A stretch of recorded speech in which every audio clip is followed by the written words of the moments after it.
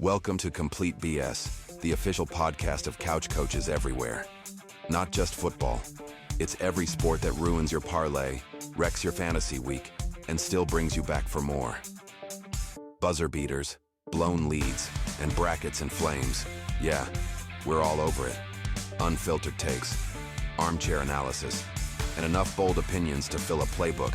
Hosted by Brian Schmuck, sports junkie, the Saban of stats, and your official voice of I could coach better than that. Let's go. Welcome, Couch Coach Nation. Week 4 did right by us, and we had some good games. But this weekend is the weekend that we have had circled since schedules came out. Saturday's going to be amazing. Before we get to that, we do have some Friday night games. And this season, Friday night hasn't given us a lot to be excited, but that's not the case tonight. At 7 p.m., we've got Florida State at Virginia, and these are the top two offenses in the ACC so far this year. FSU opened at a 7.5-point favorite, and they got to get past this game before a showdown next week against Miami. The FSU offense has been dialed in so far this year, and if it were in Tallahassee, I'd say this is Noles by 21 plus. But on the road, Friday night, things tend to go a little funky for Florida State when it's on the road Friday night. I like Florida State to win 31-21.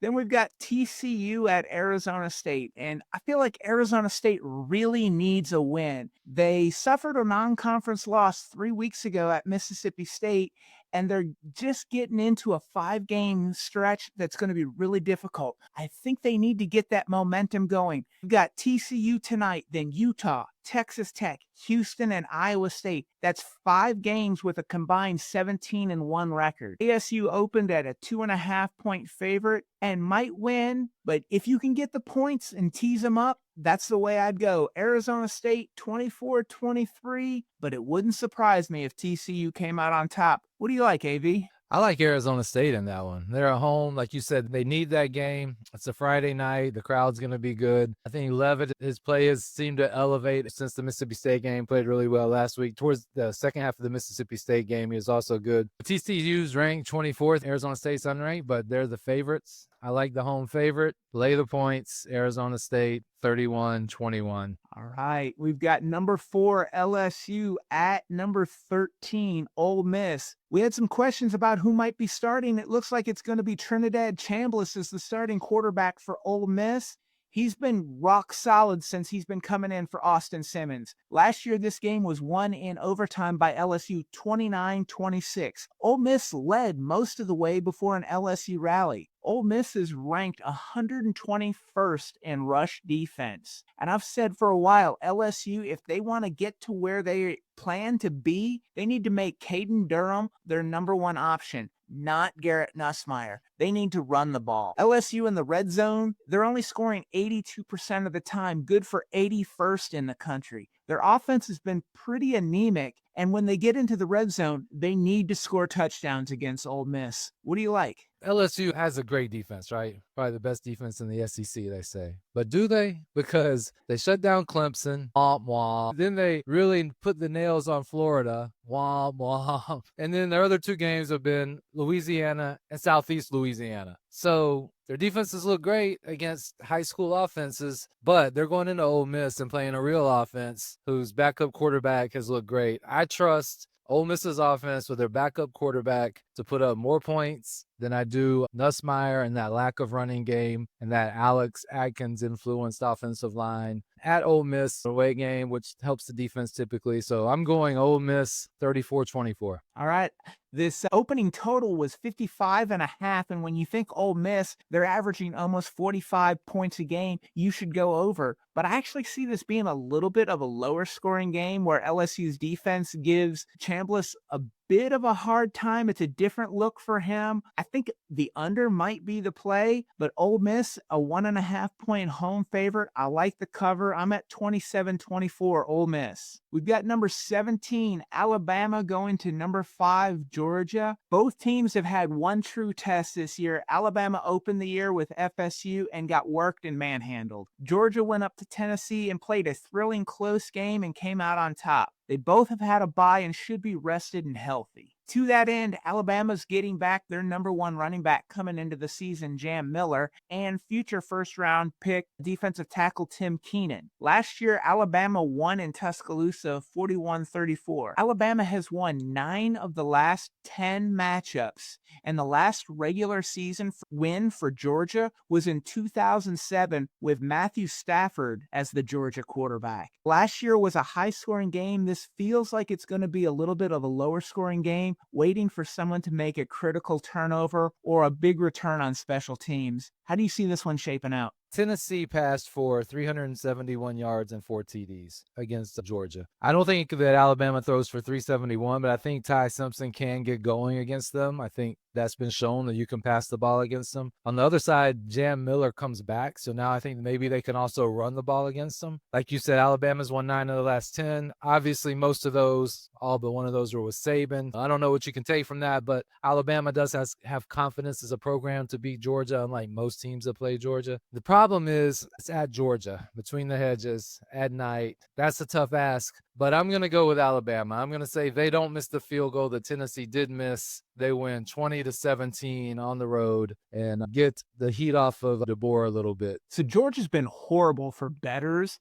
and this opened with them being a 2.5-point favorite and the total at 53.5. I like Georgia to make a big play in the return game with Zachariah Branch and give them a short field to score a touchdown. I think touchdowns are going to be hard to come by. This is going to be a tough SEC defensive kind of game. Give me the Dogs at home, at night, 21-17. The other game at night, also at 7:30, we've got number 6 Oregon at number 3 Penn State. I'll give you my thoughts on it in a few minutes with OJ McDuffie coming up. AV, how do you see this one? It's going to be interesting because Penn State, they have a new defensive coordinator this year, Jim Knowles, right? He came over from Ohio State. This is going to be the first good offense that they've played, so it'll be interesting to see how that shapes out. Last year, Knowles at Ohio State gave up 32 to Oregon, but Oregon only returned 7 starters from that team and only 2 of them on offense. So they're a new team. They're a young team. Penn State returns 15 starters this year. They're playing at home. Penn State's coming off a bye. It's going to be the first real crazy environment that Dante Moore has been in. Also, I'm a little concerned about Oregon. I wouldn't say concerned. Oregon beat Oklahoma State really bad, and they look like maybe the best team in the country. But Oklahoma State gave them a few pick sixes, and come to find out, Oklahoma State's the worst P5 team in the country, and they fired their coach. And so maybe that isn't all that telling. But then against Northwestern, it was like 34-14. And then against Oregon State last week, it was 41-7.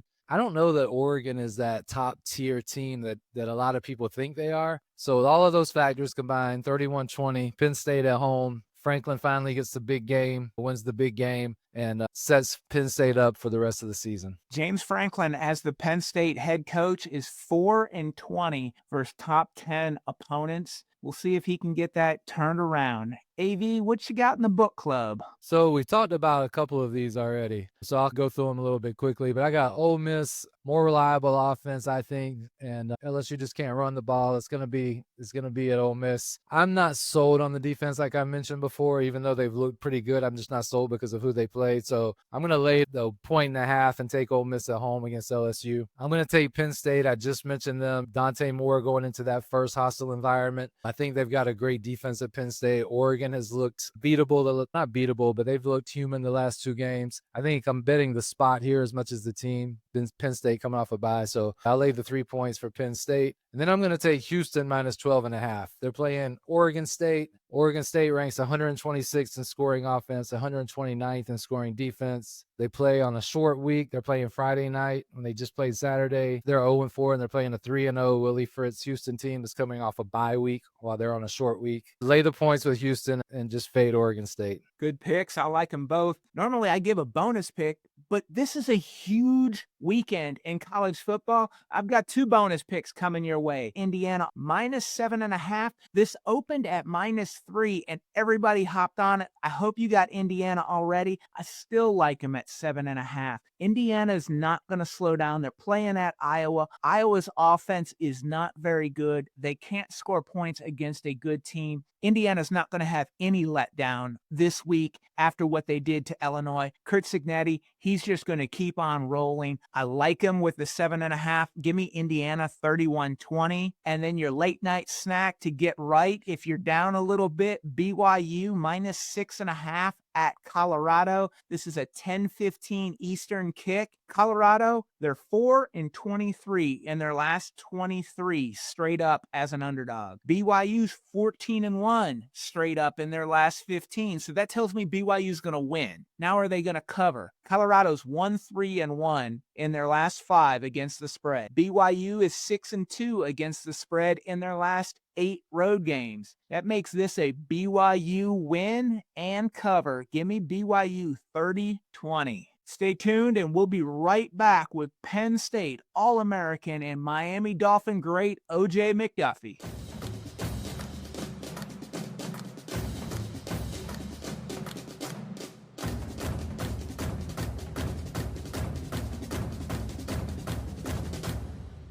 Welcome back, Couch Coach Nation. I'm excited to have All-American wide receiver from Penn State, OJ McDuffie, join us on Complete BS. OJ starred at Hawken School, where he was a 4-sport athlete. During his senior year in 1987, he was named Player of the Year, and his touchdown total was greater than future Ohio State star Robert Smith and future Michigan Heisman Trophy winner Desmond Howard. He went to Penn State, where in his junior year he was named MVP of the Fiesta Bowl and part of an 11-2 Penn State team that finished 3rd in the country. This catapulted him to a stellar senior year where he was named Consensus All-American. He racked up just under 1,000 yards receiving in only 11 games and added 9 touchdowns. He was a first-round draft choice of the Miami Dolphins and quickly became a favorite target of Dan Marino. In 1998, he became the first Dolphin ever to lead the NFL in receptions. He hauled in 90 passes for 1,050 yards and 7 touchdowns. He ranks 4th all-time in receptions for the Dolphins. He's the founder and chairman of the Catch 81 Foundation and hosts a weekly podcast, The Fish Tank, Dolphin Tales from the Deep. OJ, it's great to have you on with us. Oh, man, thank you for having me, man. And thanks for that introduction. That was pretty cool right there, man. It takes me back. Some of the things you talked about takes me back and remember some of the good old days when I could run around like a spring chicken, man. Now I'm a couch potato more than anything now because of my old age, man. But I appreciate the intro. Absolutely. We're thrilled to have you on here. I always like to start going back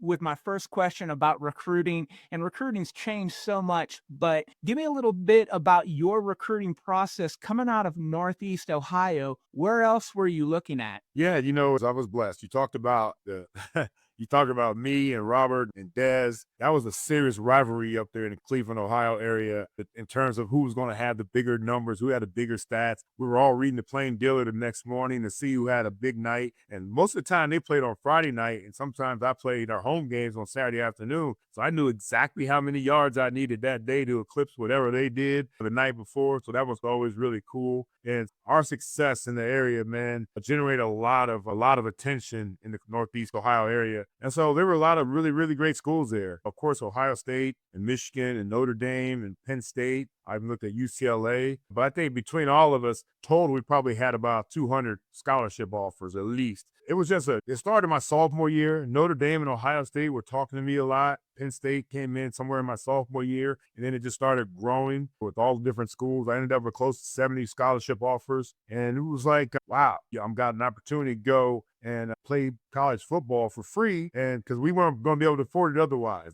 That was the bottom line. So it's good that the scholarship worked out. And I nailed it down to my last 5, Penn State, Notre Dame, Ohio State, Michigan, and UCLA. And those trips were fun, man. I had a lot of fun. First time in an airplane going to UCLA. Never been to California, obviously, before. That was great. Ohio State, of course, I've been to a million times because we grew up Buckeye fans. I went to Michigan because I love Bo Schembechler. I love Gary Moeller. Those guys were great, and they recruited me hard. Notre Dame with Lou Holtz and those guys was always like, man, my mom wanted me to go to Notre Dame so bad because a lot of kids that went to my school wanted to go to Notre Dame, and they were going to give me a scholarship. They're going to give me an opportunity to play football. But it really just boiled down to Joe Paterno and Penn State. Opportunity to play football, get a degree, play baseball. All those things made it a kind of a no-brainer for me at the end to leave the state of Ohio and go play in central Pennsylvania. Yeah, I saw that you actually played 1 year of baseball at Penn State. It was 2, kind of. Okay. Yeah, it was 2. And after that second year, I got drafted by the Angels and I had to make a decision. Was I going to play baseball or was I going to play football? And getting drafted in the 41st round, not a lot of money in that position Sure. right there. So I figured football is going to be the way I can get out and make a couple bucks for my family. And that kind of leads me to my next question. And I talked about you were a 4-sport star in high school. At Penn State, you were a receiver, a returner. You played some running back. I even saw that there was one pass attempt in there. What made you such a versatile weapon? Growing up, my whole life, I played running back all the way until I got to Penn State. When I got to Penn State, that's when I moved to wide receiver. Playing baseball, I think, gave me the opportunity to have that one pass attempt. I was obviously incomplete, but there were a couple other times where I had a reverse pass on and I just tucked it and ran. I just wanted to keep the ball all to myself, kind of selfishly. But I think that being able to do all those things I did in high school, they counted me to do those things once I got to Penn State. I returned kicks, returned punts, obviously played some receiver in high school, definitely played a lot of running back in high school. I even kicked off at times in high school. I was a field goal kicker my junior year until I missed a field goal in the state semifinal, wide right, and I got replaced my senior year, and thank goodness I didn't want that job anyways. So I think that all the things I did growing up, all the sports I played growing up, made me a lot more versatile when it came to being able to do a lot of things I was able to do at Penn State. You played with a lot of great players in your time at Penn State. And as I was looking at some of these guys' names, one that sort of jumped off a page to me, and it was a tight end, Al Golden. And he's had a long coaching career, both in college and NFL. As a teammate, was there something that you guys saw different about him where you and your other teammates were thinking, this guy's going to be a head coach sometime? Well, he was our captain. Which most of the captains are the more vocal ones, the smarter ones, the ones that do the most studying, knows the whole game plan. And so Al Golden was definitely a guy that you could see if he didn't get a long tenure in the league, he'd definitely have an opportunity to coach, because I think that some people, that's what they're born to do. And you talked about it, man. He's been in college and the pros and back in the college and back in the pros and doing a heck of a job at what he does. And I definitely saw Al Golden and a few of our other captains, man, that would be really, really good coaches. But Al Golden definitely stuck out as one of those guys that you give him an opportunity to go out there and coach. He knows X's and O's very well. He knows how to communicate with kids. He knows how to communicate with players, and proof's in the pudding. That's what he's been doing since. Speaking of coaching, you played for one of the absolute legends in college football, a name known all over the landscape. Talk to me a little bit about Joe Paterno, the coach. Yeah, man, he was amazing. Amazing. You talk about a guy that really cared about more than just X's and O's. Joe was like, he's a lot of our father figures away from home. When the things that he was concerned about, us going to class, us going to being at breakfast at 8 o'clock every morning, no matter what. If you have an 11 o'clock class, you still have to be at breakfast by 8 o'clock in the morning, because he said that's what normal life is about, getting up and going to work. So that was really, really big for him. Being late is never an option for Joe. Being 5 minutes early is kind of late for Joe. You got to be 10 minutes early to everything you go. And if you are, say, a minute late, you're not a minute late. You're a minute times 150 people in this room late, So just life lessons that Joe always taught us about certain things, man. It was always something that we take into our later lives and definitely into our business lives. Do you have a favorite story or memory from your time at Penn State? Maybe a favorite game? You know what? My favorite game has got to be, we played Notre Dame at home. Big game for us. And with Notre Dame being the second school, I always wanted to make sure every time we played them, I played well, because I want them to know that they had a chance, but they didn't get me. So I had a 3-touchdown game against Notre Dame at our place. We beat them up pretty good. I'm not sure the final score, maybe 31-7. And so just the fact that I had a reverse for a touchdown, caught a couple passes for a touchdown, had some nice blocks down the field to help out the running backs. It was just more of the complete game that I like to, hang my hat on. And so that Notre Dame game and the fans and Beaver Stadium was electric that night. And so that's probably my favorite game there. So you go from Penn State and one legendary coach to being drafted by the Dolphins. And in your rookie year, Don Shula passes George Halas for the most wins in NFL history. Talk to me a little bit about playing for Coach Shula. Yeah, he was the man. You talk about a guy that prepared me for Coach Shula, that's Joe Paterno. So a lot of guys don't get 2 legends in a row like I got. The greatest in college, the greatest in the pro game. And Coach Shula was just, he reminded me a lot of Coach Paterno. He talked about guys that were very demanding, very respected. They wanted you to do, so much, do your job, be the professional that you're supposed to be. And just being able to play for him was just truly an honor, man. I really feel, I know he and Joe were friends. I hope Joe put a word in for me. Thank you, Coach, if you did. Putting a word in with Coach Shula. And just going to South Florida and playing for Coach Shula, it was just special, man. The two difference between the two guys, though, is Joe never cursed, and Coach Shula had a few four-letter words that we weren't allowed to get away with at Penn State. But otherwise, man, they both got their point across, and they both got the most out of their players. You already took my question there. I was going to ask what made them different. We'll go with the cursing there. So one of the guys that you played with, of course, I mentioned earlier, Dan Marino. I don't know if there's ever been a better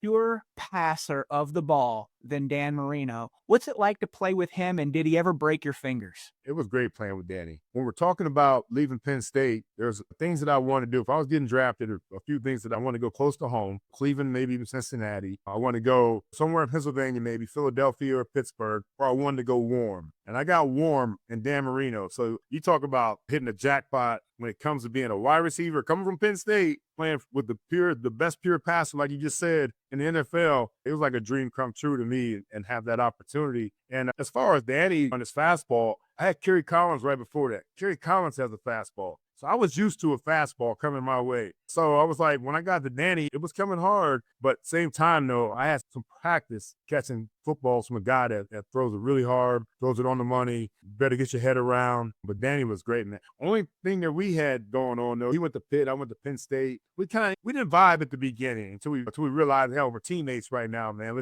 We got to work together. And obviously, like you talked about earlier, in 98, he found me 90 times to lead the leagues. We got that rapport figured out once we figured out that the Panthers versus the Lions is nothing. That's over with right now. Is there a player today in college or the NFL that reminds you of your style of play? These guys are so much bigger, stronger, faster than a lot of guys I play with, and they're definitely bigger, stronger than I was. So there's a guy on the Miami Dolphins I love, Malik Washington. He's just one hell of a football player. Runs great routes, works the middle like it takes the contact, returns kicks, returns punts, blocks his butt off, man. So I think that when you look at guys, a lot of guys are just outside receivers. Some are just inside receivers. This guy does it all. And I think that's how I was. And then he's a guy that's a little bit bigger, a little bit faster. And he probably the closest to what my game was like when I played. So if I had to pick one, and maybe this is a little my bias in that I grew up outside of Detroit, I'd go with Amon-Ra St. Brown. He's a guy that runs really good routes, picks up first downs, moves the chains.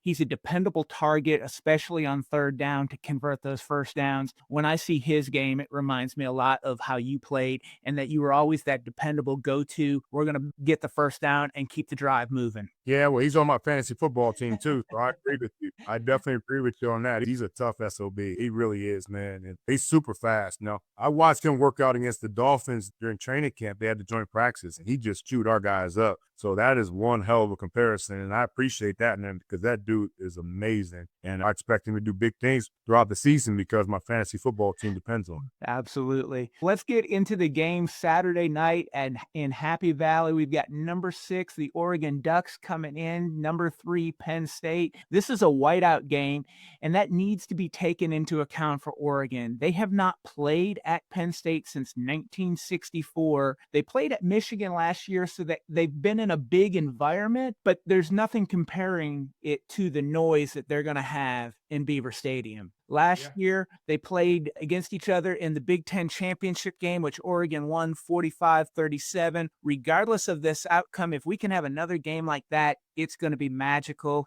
Neither team's been tested at all. Penn State's coming off a bye. Oregon may as well be coming off a bye. They played Oregon State last week. Defensively, these teams are very similar statistically. I think if one of the elite pass rushers in this game can get going, whether it's Penn State's Denai Dennis Sutton with 2 sacks or Oregon's Mateo Uyunglele, he's got 3 sacks. If one of them can get going and get loose, that could be a real difference in the game. Offensively, Oregon's shown early on to have a little bit more firepower in their passing game, but again, neither's been challenged. They both have solid tight ends who I think are going to play at the next level and a stable of running backs. Everybody knows about Penn State's duo of Singleton and Allen, but Oregon's got 3 backs also that have all gone over 150 yards so far in the young season, and they still haven't gotten Mekhi Hughes going, who I think's their best runner. From everything that I've gathered, he had a hard time picking up the playbook, and so they've been bringing him along.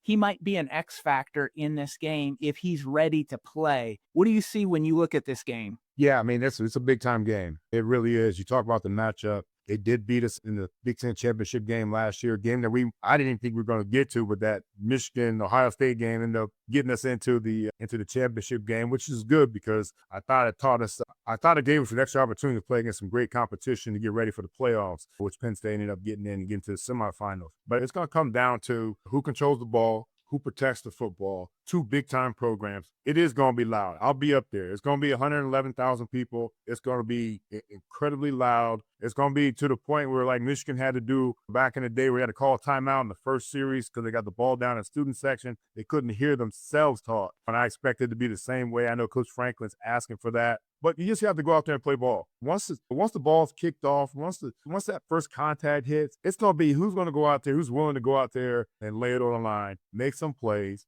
People have to make plays. Who's going to protect the football? Who's going to turn the other team over? Guys have to step up. Drew Aller's been having an average year so far. I expect him to step up in this game. I expect our running back to be great. Our offensive line has not been as good as I want them to be at this point against the teams that we played, but I expect them to step up to this challenge this week, and it's going to be tough. Our defense, I think, is one of the better defenses in the country right now. A lot of senior leadership, a lot of speed over there, very physical defense, and so our corners have to get up and press, challenge those wide receivers. Our safeties have to be in there, willing to tackle some of those running backs he talked about. So it really comes down to how well our defense plays against their offense and how Drew Aller plays against their defense, in my opinion. Get a score prediction, or I'm assuming you're taking Penn State. I'm taking Penn State for sure. Whiteout's a different animal to be able to come in there and win. And hell, Ohio State's had some success against us. I think we're 2-3 against Ohio State, 4-2 against Michigan. But everybody else, man, it's been rough sledding in there. And I expect the same for Oregon. I expect them to come in there. They're gonna hang in there, man. But it's gonna be a tough one. I expect us to win by 10 points. Okay, wow. That's a decisive win. I think right now the line is about 3.5, with Penn State being the home favorite.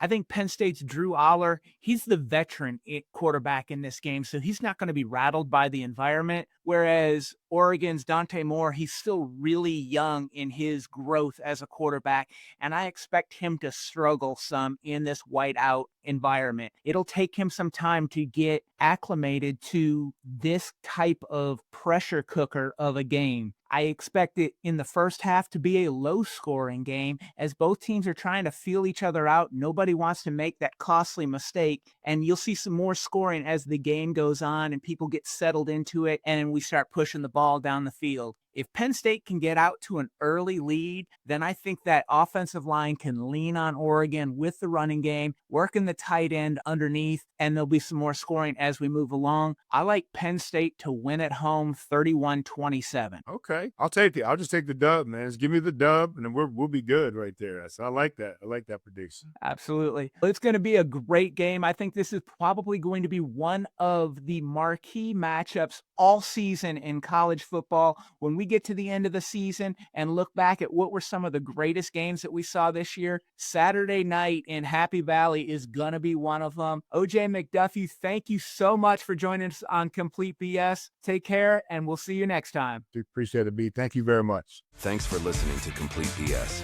Be sure to subscribe, share, and follow us online. And tell us what you think of this episode. Use hashtag CouchCoachNation, and let's keep the conversation going.